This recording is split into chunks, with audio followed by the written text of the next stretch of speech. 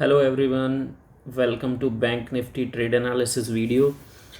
ठीक है, तो देखते हैं। आज का बहुत अच्छा एक्सपायरी रहा, बहुत अच्छा थर्सडे रहा और बहुत ही इवेंटफुल रहा बिकॉज दोनों तरफ के ट्रेड्स मिले। ऊपर से जब नीचे आया तब भी बहुत अच्छा मोमेंटम था, जो ऑप्शन बायर को चाहिए होता है वो मोमेंटम मिला। और जब नीचे से ऊपर की तरफ गया तब भी बहुत अच्छा मोमेंटम मिला। बट मुझे जो प्रॉफिट हुआ, मैंने आज बेसिकली बोलूँ तो 10 ट्रेड्स लिए।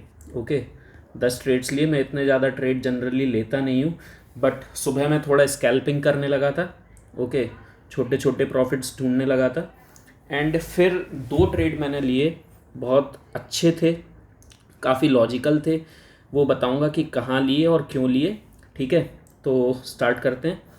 तो ये है आज का चार्ट, 5 मिनट के टाइम फ्रेम पर लगा हुआ है। जैसे कि कल मैंने बताया था कि मैं 42,200 की पुट को जो है होल्ड करके गया था, छोटी सी क्वांटिटी थी। तो सुबह सुबह जब ये वाली कैंडल बनी यहाँ पर ये, तो इसमें ही मैंने प्रॉफिट बुक कर लिया था थोड़ा सा। फिर मैं थोड़ा बैठ गया शांति से, और उसके बाद में फिर कोई ट्रेड नहीं लिया। यहाँ पर ये वापस ऊपर गया था, यहाँ पे सपोर्ट लेके एक अच्छा ट्रेड बना था यहाँ पे, बट ये ट्रेड नहीं लिया। और फिर उसके बाद ये जो मोमेंटम आया नीचे की तरफ 42,300 को टेस्ट करने के बाद, अब ये क्यों इतना अच्छा ट्रेड बना था? क्योंकि आप ये देखिए, कल ये यहाँ पर एक बार, उसके बाद में 2 बार यहाँ पे, और भी एक बार हुआ था, उसके बाद में यहाँ पर ये, और यहाँ पर ये। तो 3-4 बार ये 42,300 को टेस्ट कर रहा था, और इसके लिए 42,300 निकालना बहुत मुश्किल था। और वही आज हुआ भी फिर से कि 42,300 को इसने टेस्ट किया और ऊपर की तरफ गया भी। बट ये देखिए इसको कितनी जल्दी रिजेक्शन मिला यहाँ पे, और 42,300 की पुट में बहुत अच्छा पैसा बना। ये भी ट्रेड मैंने नहीं लिया था, मैं वॉच कर रहा था और थोड़ा सा बिजी भी था, कुछ काम थे, तो इसलिए ये सारे ट्रेड नहीं ले पाया। फिर उसके बाद में मैंने 2 ट्रेड लिए बेसिकली, जब ये यहाँ पर टाइम बिताने लगा। और जब भी बैंक निफ्टी टाइम बिताता है ना, खासकर से एक्सपायरी वाले दिन पे, ये जो आप पूरा ब्लॉक देख रहे हैं ना, इतना ये ये अब आप देखिए, आप 100 पॉइंट की रेंज में 41,900 से ये है हमारा 42,000, और ये है हमारा 41,900।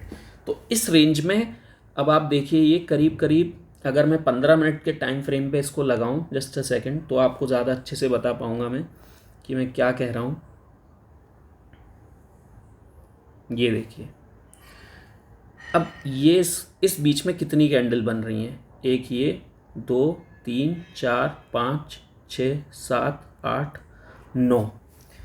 तो करीब करीब 135 मिनट, यानी कि 2 घंटे 15 मिनट एक रेंज में, 100 पॉइंट की रेंज में बैंक निफ्टी फंसा रहा।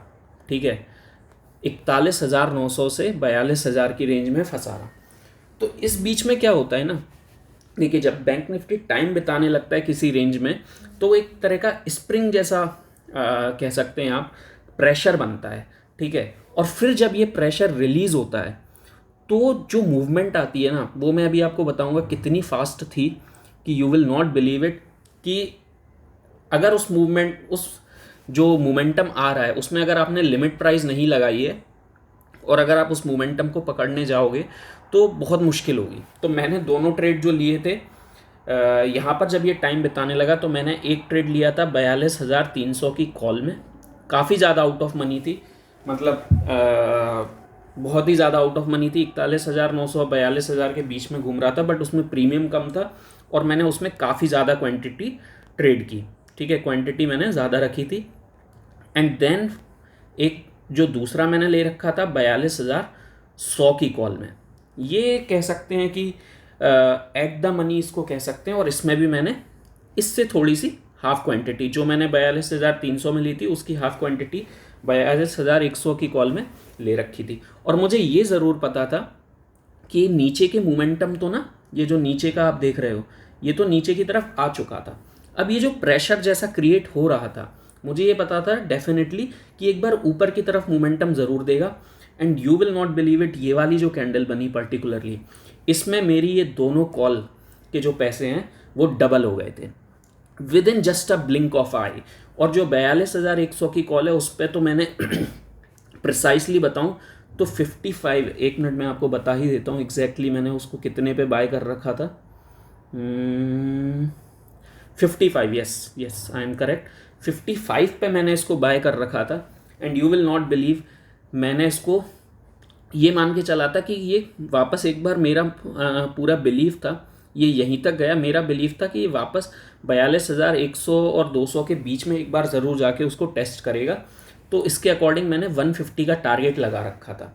And you will not believe, मेरा ये टारगेट सिर्फ ₹2.5 से मिस हुआ था। ओके, और फिर ये मूवमेंट इतना फास्ट था, मैंने इसको फटाफट स्क्वायर ऑफ किया और करीब करीब इसमें मैंने 110 या 111 रुपए के आसपास इसको स्क्वायर ऑफ किया था। इतना फास्ट मोमेंटम था, it happened just in a blink of eye. ठीक है, तो 110 के आसपास इसको स्क्वायर ऑफ किया। और जो 42,300 की कॉल थी, इसकी बाइंग प्राइस थी मेरी 22.63। ठीक है, मार्केट प्राइस पे एग्जीक्यूट किया था मैंने इसको, इसमें काफ़ी ज़्यादा क्वांटिटी थी। ठीक है, और इसमें भी वही हुआ कि मैंने इसका टारगेट जो है वो 50 पर सेट कर रखा था और ये मेरा मुझे टारगेट मिला और ये इसमें शायद डबल से भी ज़्यादा हो गया। ठीक है, तो यही होता है, चीज़ों को समझना पड़ता है, प्रोसेस को समझना पड़ता है। कल एसएल ले गया था, कोई प्रॉब्लम नहीं, ये जो एसएल जाना, ठीक है, लॉस होना, this is part of the process. ठीक है, this is part of the process. अगर आप मार्केट में हो तो ऐसा नहीं होगा कि आपको लॉस ना हो। ठीक है, बट द थिंग इज़ कि आप अच्छे ट्रेडर कब बनोगे? आप अच्छे ट्रेडर जब बनोगे जब आप अपने गलत ट्रेड से, या आपने भले ही आपका सेटअप अच्छा था लेकिन मार्केट आपके हिसाब से नहीं चला, तो आप उससे कितनी जल्दी एग्जिट कर लेते हो। ठीक है, अच्छा ट्रेडर वही है जो अपनी गलती को माने और मार्केट को सुप्रीम माने और जल्दी से एग्जिट करे वहाँ से। ठीक है, बिकॉज अगर आप देखिए, दो चीज़ें हैं ना जो आपको अच्छा ट्रेडर बनने नहीं देंगी कभी। एक है आपका ईगो, ठीक है, और दूसरी है आपकी ग्रीड।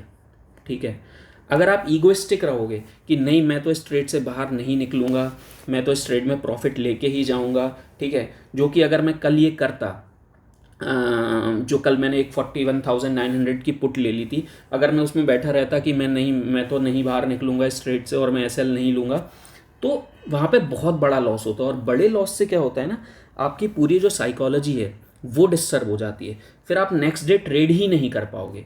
ठीक है, साइकोलॉजी डिस्टर्ब होगी और प्लस आपका जो कैपिटल है वो भी वाइप आउट हो जाएगा। ठीक है, तो ईगोइस्टिक नहीं रहना है कभी भी। ठीक है, मार्केट को हमेशा सुप्रीम मान के चलना है। ठीक है, और दूसरा ग्रीड, लालच नहीं करना है। ठीक है, मार्केट ने जितना दे दिया उतने को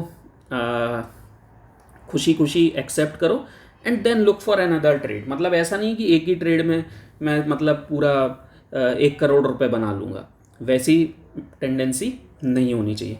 तो आज बहुत अच्छे प्रॉफिट्स आए और जो कल का लॉस था वो भी यहाँ पर कवर हो गया और बहुत अच्छे प्रॉफिट में गए। और थर्सडे की एक्सपायरी हमेशा मेरे लिए स्पेशल होती है बिकॉज अच्छे मोमेंटम और अच्छे ट्रेड्स बनते हैं यहाँ पे।